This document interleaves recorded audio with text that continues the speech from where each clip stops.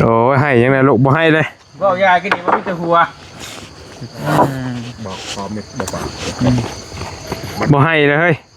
ให้ก็เป็นให้จะได้ละบัดนี้หมูกับพี่ก็เจอบริมปเปลี่ยนอะไรยังไงให้ยังไงจะกินขนมบ่อดเอาละอดเอาบ่ให้ลูกบ่ให้เลยให้ฮิชักเว้ยไอ้มาง้อร้านแม่บัดนี้ร้านให้ได้นี่มันอยู่ร้านแม่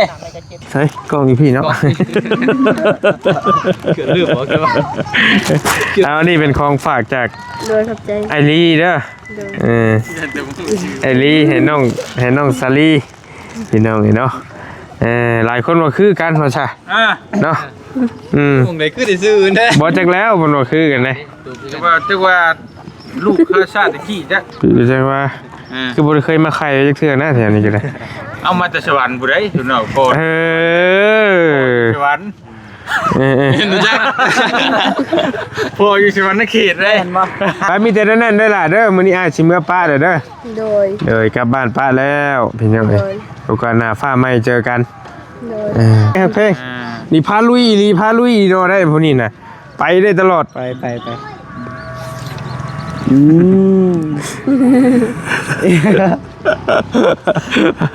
เดี๋ยวว่าน้องเด้อกลับแล้วเด้ออยู่ดีมีแฮงเจอกันใหม่พี่น้องสบายดีปีใหม่เนาะ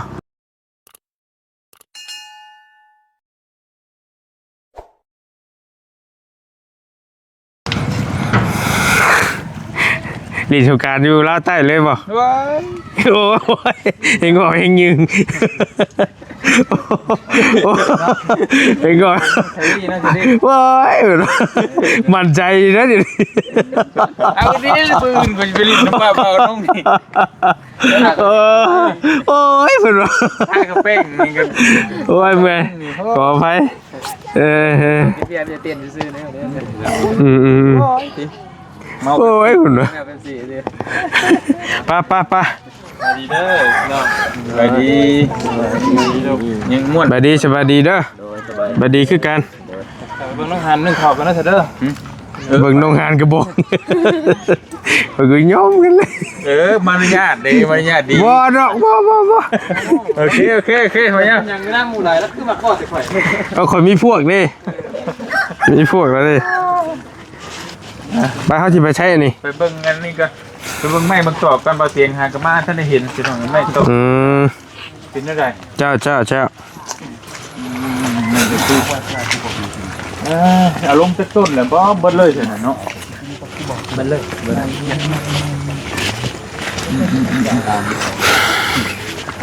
นี่บ่ได้พิธีบ่นั่นแหละฮะบ่ฮู้เลยพอได้อยู่เบิ่งได้หั่นฮีดน้ำมาแล้วระวังน้ำเกาะเด้อน้ำฮีดเด้อน้ำในฮีดพี่น้องมาเบิ่งไม่ตอกขอกตาน้องสาลีก่อนเนาะไปฮอดใส่จังใดเลยโดยมันบอลี่ก็สิเป็นอะไรสาลีกลับเมื่อบัดเราเยี่ยมเพิ่นจักหน่อยก่อนสบายดีอยู่บ่อยู่ดีมีแฮงอยู่บ่กินฮอดไข่อยู่บ่หัวอย่างเดียวแล้วแต่ข่อยมารั่วเลยเด้น้องสาลีนี่ต้องเดิมกับหัวจนใช่ว่าชาสั่นเนาะไอ้ฮักเราอ่ะเราไอ้ฮักใช้ไอ้ฮักเตียงท้องชาวเดิมดีแล้วก็เห็นไอ้คนหัวเนี่ยมิจะให้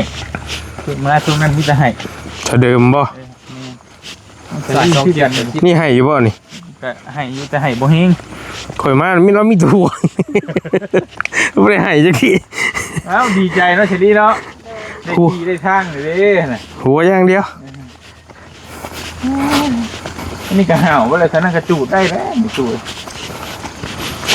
กันตรงนี้เนาะจูดได้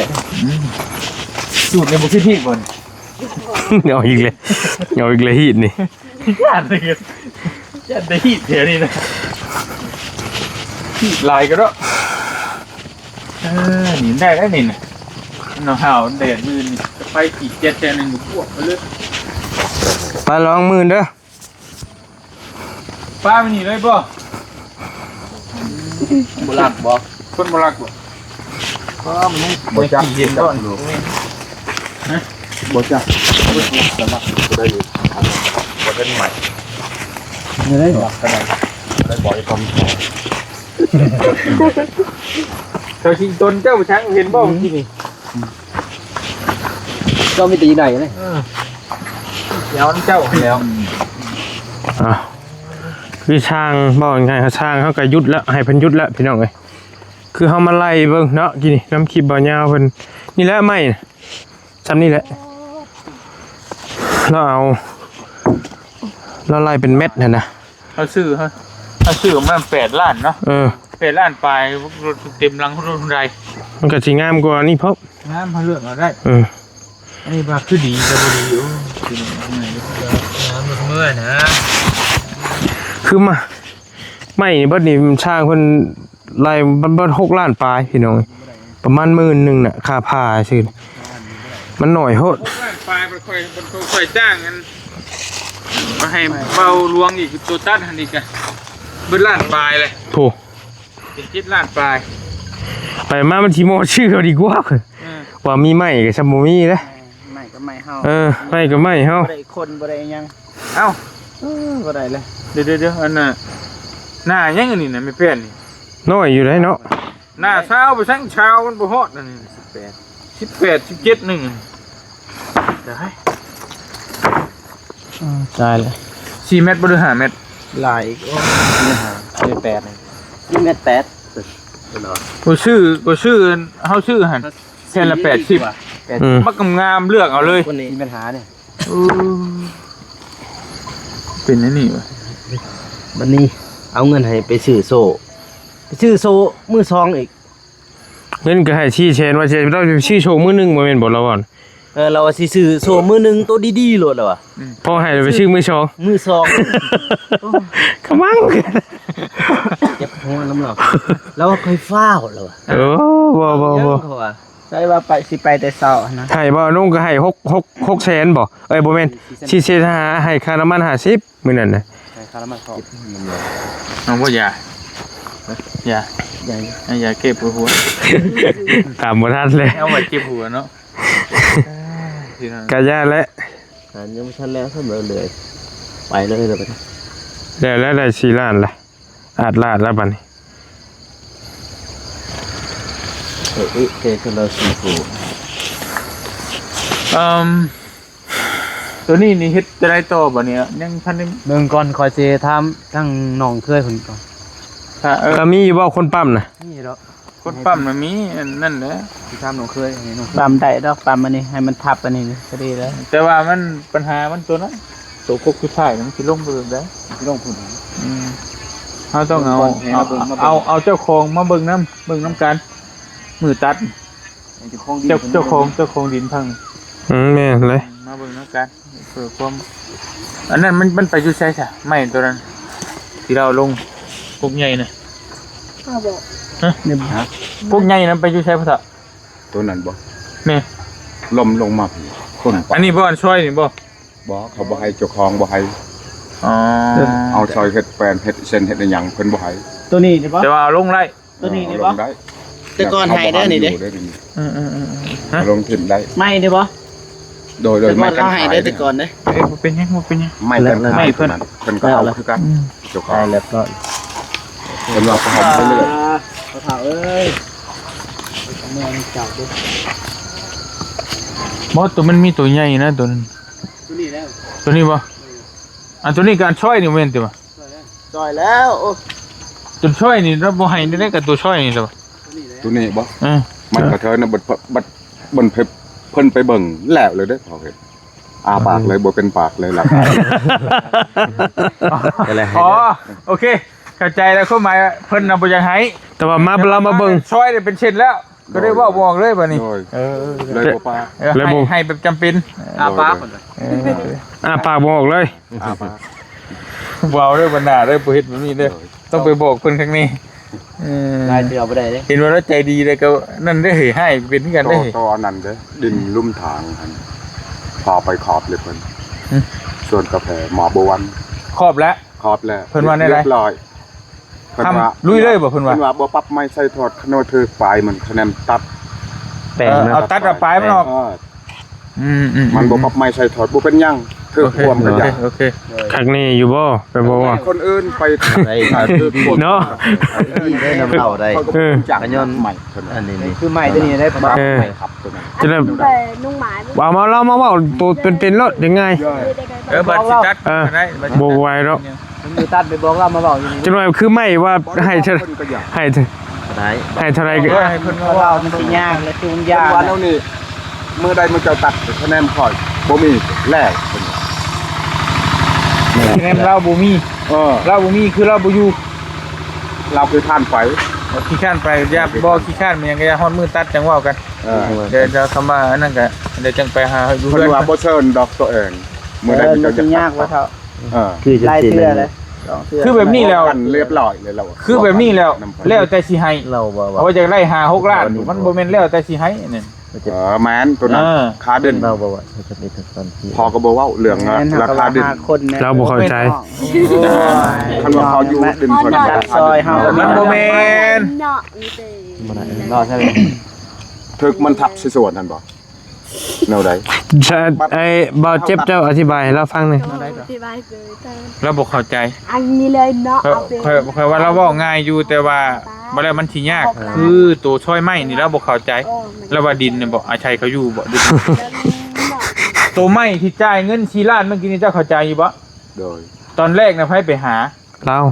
เจ้าบ่เป็นคนไปหาเรา บ่เป็นพอ เอ้า หาบ่เป็น ก็ไม้เฮ้ยฟังเด้อ เจ้าว่าประชาเจ้าหันบ่เจ็บ น้องไปสู่ตะกูเลยดังน่ะมันเนาะ อันเนาะหายอ๋อ เราเองบ่ ไม่สู่แต่ kinh mắm áo pen nóอยู่น้ำจอมมีสูสแนบเอาตัดนี่ออกกันห้อยสอยจอม กูเรียน ไม่วิโซเอาสอยด่างกูโซตำอ่างกินก่อน ไม่เป็นคนสู่มันปะ กูโซ ไม่สู่ก็ไม่ไปให้จ้างtới các bạn cô bé ai chàng ai dừng ai play tặc cô các bé bể tới nêm cô xoay nêm web nêm mày phải rồi nêm một sỏi cái sỏi นี่ แปลว่า ความหมายของเพิ่นก็แต่ก่อนก็เพิ่นหาให้นะเพิ่นหาแล้วเพิ่นว่าก็เฮาก็บ่ได้จ้างมันแต่ขอแรงงานซะแต่ว่าเฮาบ่ได้จ้างเฮามีสำาใดเฮาก็ให้แต่ว่าบางทีนี่ แต่มันบ่แม่นบัด นี่มันยังเราบ่มาเว้า เอา สุดผู้เจ้าเลย เจ้าได้ต้องเว้าได้ผู้เฒ่าเจ้าต้องเว้าให้มันตกแตกแต่ทีแรกแต่ทำอิฐเดี๋ยวเจ้าไปคุยเจ้าต้องเว้าข่อยนี่บ่มีเงินแต่ว่าหาไปช่วยไม้ให้ได้บ่แล้วก็คอยสิให้อันเติมน้ำมันให้หรืออีหยังคือเจ้าเว้ากับหลานเคยเจ้าบ่หลวง náo nặn này nằm บ่บางทีนี่พ่อบ่เว้านะอยากให้พ่อเว้านำเพิ่นนะ เจ็บมันเลยมีไปกายรอจออะไรกันกู เด้อแล้วบัดนี้ก็ให้ บ่เข้าใจเราบ่เข้าใจ ให้เราประชานตัวไปนั้นมีทุก บ่ได้หรอก พังเลย เพราะว่าตอนนั้นเขาก็โทรบอกแล้วตอนไอ้หลวง ตอนนั้นก็จนโทรหาเตียงในมื้อนั้นนี่เพิ่นโทรมา ก็ว่าบ่อยังให้ แม่ ทั้ง เพราะว่าซอยก็ซอย คันว่าเฮาบ่มีเงินผู้ใหญ่เพิ่นช่วยนี่แฮงคักอันนี้ ก็ว่าบ่ ยังบ่มียังเบายาวได้เพิ่นช่วยมานี่ จะว่ามอบให้อ้ายผู้นั้นเว้าเลยพอไปเว้า เจ้าถามดูบัดนี้ เป็นหยังเพิ่นคือเอาฮอด5ล้าน6ล้านบัดนี้เจ้าถามแล้วว่าเป็นภาษาเจ้าเราบ่ได้เข้าใจเลย สุดใจเพิ่นตัวนั้น ก็พอคือ เรา บ่ ก็ เว้า ว่าง่ายๆแบบ ใจเพิ่นได้ตัวนั้น เจ้าหา พอบ่ได้บอกเรื่องจางเรื่องตัวนี้ตัวนั้นพอบ่ปาก ก็พอคือบ่เว้าแต่ก่อน แนวนี้ตำรวจ บอกก็ ไผเห็นดีไปซอยผ่านพอจะเถื่อนบุมีคนมาซอยใหม่ แม่ ผู้ตัดมีหักคนมาซอยบุญเอาขนาดนั้นก็ตัวเองไปซอยซะ ไปซอยเรือเนาะ ไปซอยเรือแนวนั้น แต่ว่าตอนนี้เป็นยังคือเอาเงินแพงแท้ บ่จักกระชุดเพิ่นแหละตัวนั้น ทางอาแปกินดอกกูเข้าใจแบบง่ายจิตตั้งราคา เพิ่นเจ้า คันบ่เชื่อมาบอกแม่เพิ่นเว้ากันอยู่นี่คันบ่เชื่อเพิ่น บ่แบบนี้ บ่ว่าได้จนให้เงินสิ ความหมายแบบนี้อันนั้นความหมายคือพอบ่เว้านำมันน่ะคือว่า เพิ่นอยากไม่เคินพวกโลกก็บ่จักใจเพิ่น ทำไม ใหม่ยังเอาเฮ็ดผิดยังจังใหม่น่ะอยากได้เงิน จะได้เงินพวกโลกให้เลย อยากได้เงินเจ้าคือบ่เว้าเมื่อกี้นี่นั่งนํกัน เว้าเลยเด้ออยู่เพิ่นหักพวกโลก บ่ได้เว้าในกล่องบ่ได้เว้าพอ เจ้าเว้ากับเพิ่น บ่แห้ง บ่เราเว้าภาษาเราเองนะ โดย เจ้าคือบ่เว้ากับเพิ่นว่าตอนข่อยพ่อไปเว้ากับเจ้านี่เจ้าว่าสิมาช่วยข่อยสิซื้อบัดนี้คืออยากได้เพลงเฮ็ดเจ้าคือบ่เว้ากับเพิ่น คือบ่เว้าในกล่องยังเฮายินนำกันนั่นนะ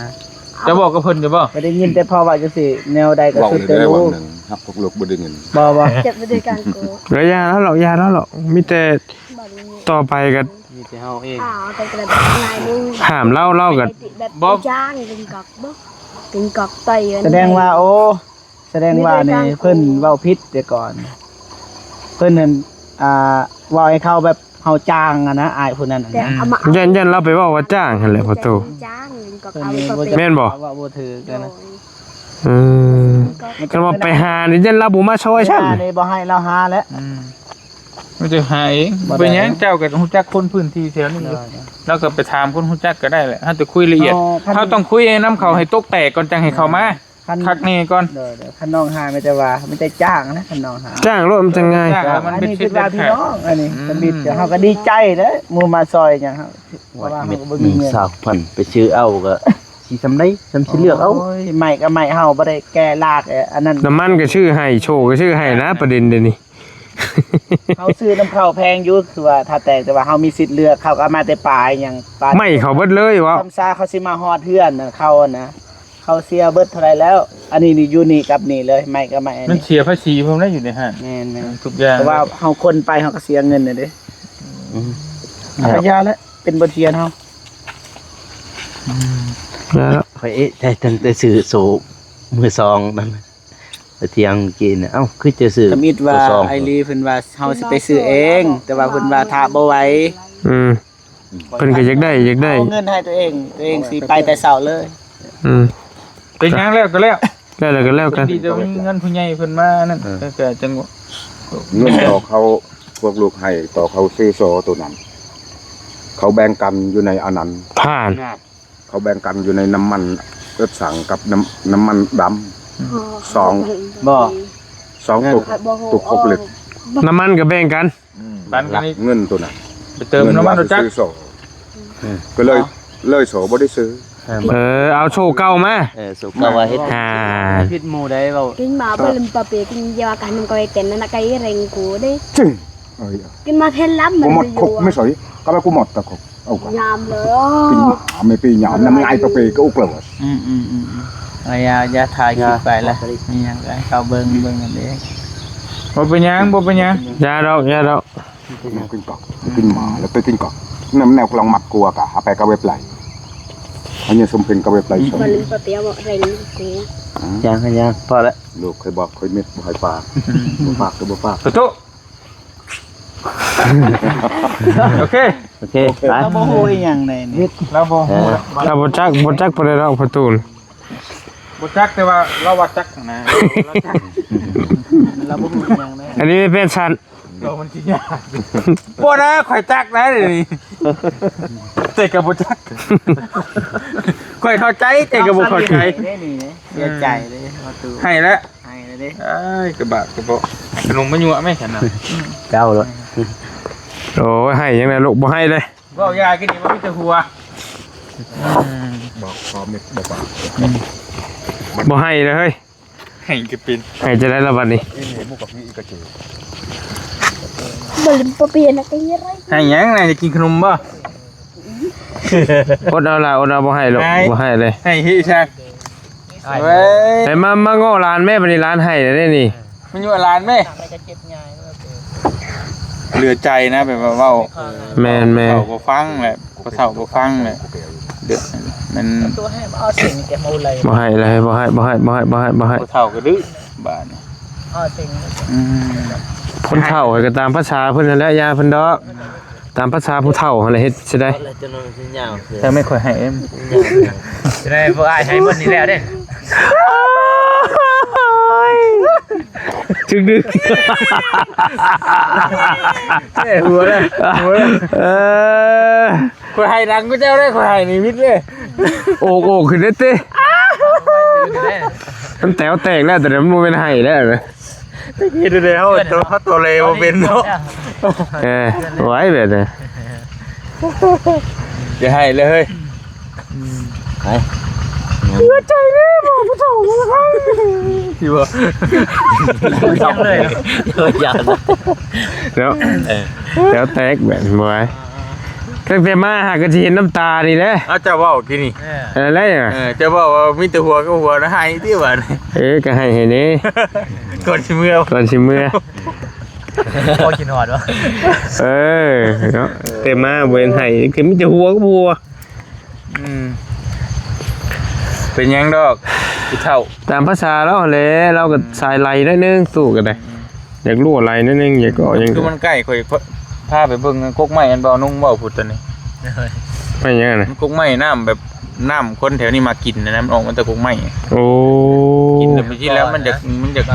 ไป ต้านเต่า เต่า เดี๋ยวสิพาไปกินเดี๋ยวหน่อยรอ ใกล้ป่ะเนาะ เพราะเสียงเขา บ่แม่นอยากไปพุ่มไม้ไปเบิ่งกกมันนะ ได้ ไปหมองนั่น ไปทางทางเขื่อน มีแถวบ้านก็มีตัวกินนี่แถวบ้านก็มีตัวกกมะกอกก็มีกกกอกแล้วก็ตาอะไรก็มีแบบคล้ายๆกันนะ โอเคโอเคป้าชามิเต้ค่อยอะไรเด้อหุ่นหวนเลยเด้อ ไป กับ เด้อนะเด้อน้องเด้อเลยไปเอาของฝากน้ำรถไอ้ก่อนจะหน่อย ไป เด้อ เมื่อ ติดเลยหรอ แล้วเขาจึงว่ากัน อดเอา มันเป็นยังบ่เรียบร้อย อืม มีแต่ว่าถ้าเอาไม้เอาเบิดเลยมันก็ต้องอันน่ะ ยัง เราให้โตเลย ไปแล้ว ไป มีแต่ว่าก็ว่าคือข่อยธนลงมานานลงมาก็แม่นพระเจ้าน่ะแม่นเบิ่งตัวไม้นี่เอาไปไว้หม่องใดหม่องหนึงก่อนก็ได้ คนไปไป ใหญ่ แม่น คนไว้เฮือนเราดีกว่าคันว่าเป็นไปได้นี่ เพราะว่าเป็นในที่ชองเนี่ยเฮาสิทำความสะอาดแล้วสิเผาพวกนี้นะ แล้วก็ แล้วก็ปรั๊บหน้าดินได้ ป บั รั ด บนาดีนี้ ได้บัดนี้มันหลาย บ่ง่ายดอกเพิ่งจะอยู่น้องสลีนี่ ขั้นตอนผู้ดีแหละดำนาพุ่นแหละบ้านเฮาเอาฮอดย่ำดำนะ อีหลี คือแล้วเนี่ยเกี่ยวเข่าพอดีแล้ว จักผู้ใหญ่สิเมตตาน้องซำใดนะก็จังว่ากันอีกตัวนั้นก็ได้ เงินเฮาก็ยังบ่ทันได้มีหยังซำใด ขาดแบบนี้มึงไม่เจอเป็นตาแล้ววันนี้ตลอดติดขาดตลอด เป็นยังเรื่อง มันบ่ได้ผิดที่แต่เฮาได้มันเป็นน้ำผู้พาเองพุ่นอย่าดอกปะ เขาจะได้เงิน ก็ให้ทานไปเฮ็ดจะได้ จะได้เงิน ไปจะไปได้เนาะ ไปได้ลูก ไปล่ะสู้ ให้ไปจ้ะมาให้ดังกว่านี้ก็ตื่น ๆแล้วเตะ เอาแตกเลย นะอันว่าตีนเป็ดนำเฮ็ดเป็นบ่ กุกตีนเป็ด เป็นยัง มามือ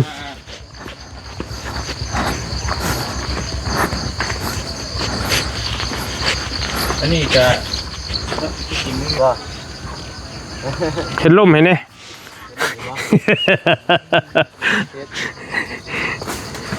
มีเสียงนะเป็นโลก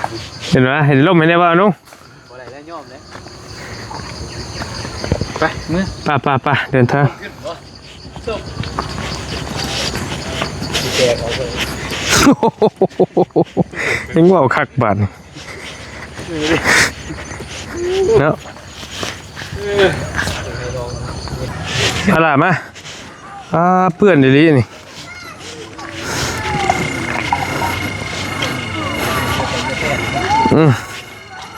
ฝนตกเสะได้พี่น้องอยู่พี่กระดาจีจ้ะ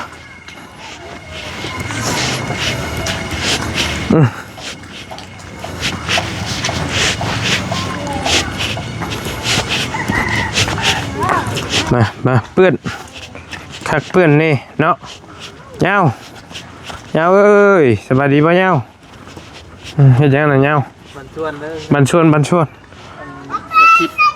เรียบร้อยแล้วป่ะ แป๊บนึงก่อน เจ้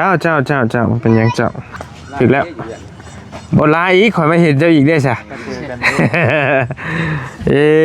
บ่าวนงนี่ ยังมัดเนาะ จักเชียวยังให้อีหละเพิ่นว่านี่ก็นี่แหละให้อีนี่ มันว่าบ่ให้คือนึกว่าตีแล้วบ่ อีหละเพิ่นให้ไปให้บ่มีหยังฝากเด้อ โดย ใส่กล้องอีพี่เนาะ เกิดเรื่องบ่ใช่ป่ะ เอานี่เป็นของฝากจาก โดยขอบใจ ไอรีเด้อ โดย ไอรีให้น้องซาลีพี่น้องนี่เนาะหลายคนว่าคือกันว่าซะเนาะวงไหนคือได้ซื้อแน่ บ่จักแล้วเพิ่นว่าคือกันเด้ จักว่า ลูกข้าชาติตะกี้จ้ะ คือจังว่าคือบ่ได้เคยมาไข่จักเทื่อนะแถวนี้ก็ได้ เอามาแต่สวรรค์บ่ได้อยู่เนาะโคตร เออ สวรรค์ เออ รู้จักพออยู่สวรรค์เขตเลย เห็นบ่หายบ่จัก ว่าตรงไหนก็นะเราสิมื้อหาเมียเรามื้อนี้ได้ พอจะชื่อหยังก็ ชื่อตุ้ย เด้เด้ โอ้ยอย่าได้ข่อยเข้าเพื่อนบ่ได้เลยเมียข่อยเบิ่งคือตายเลย เป็นหยังควรจะได้เมียบ่ได้น่ะก่อนเจ้าสิเอาเมีย กระยามันน้อยอกน้อยใจจ้ะบ่เคยพี่น้องบ่เคยเดี๋ยวมีลูกคนเดียวน้องยูริคนเดียวเว้ยเอาแล้วโมนี่สิให้กับพิษกันให้ได้นี่ไปมีแต่นั้นได้ล่ะเด้อมื้อนี้อ้ายสิเมื่อป้าเด้อโดย กลับบ้านป้าแล้วพี่น้องเอ้ยโอกาสหน้าฟ้าใหม่เจอกัน โดย ไปเลินสงกรานต์ใช่เจ้าลูก เธอพา ฉีดน้ำคือกันนะว่าจะพี่กัน โดย พี่น้องเอ้ยฮะ ชิดหน้าคือกันนะ คู่บ่เลย ครูอะไร น้ำปลา โอเคไปเด้อบาดเจ็บเด้อมีแต่เจ้าไปน้ำบ่อเตียงเด้อสลับไปแล้วค่อยมือออกมือได้บัดนี่ เมียเลยบ่ สุดทะลุปูโป่งพุ่นแล้ว คือเขาก็ตามหลังกันไปเก่า สิไปเห็นบ่ เอาก็ไปเก่านะ จะไล่พุ่น ไล่อยู่ กับไปล่านี้เล็กๆน้อยๆกับมือเห็นบ่กัน โอเค ยำเถื่อเพื่อสิได้มาเนาะ โดย จะได้ ได้ ช ช นะ นะชี้ได้กี่กะเมื่อก็ได้ต้องเดิมจนให้ช่วงจะเมื่อโดนนะเราจะมือโพกเอาตกใจเรา งามไรชิเรมาวันนี้น้องเอ้ยว่ะค่อยได้ตื่นแล้ว โอเคไปเมื่อป้าเด้อเด้อก อดกัน มาหักเพลงนี่พาลุยเนาะได้พวกนี้น่ะไปได้ตลอด ไป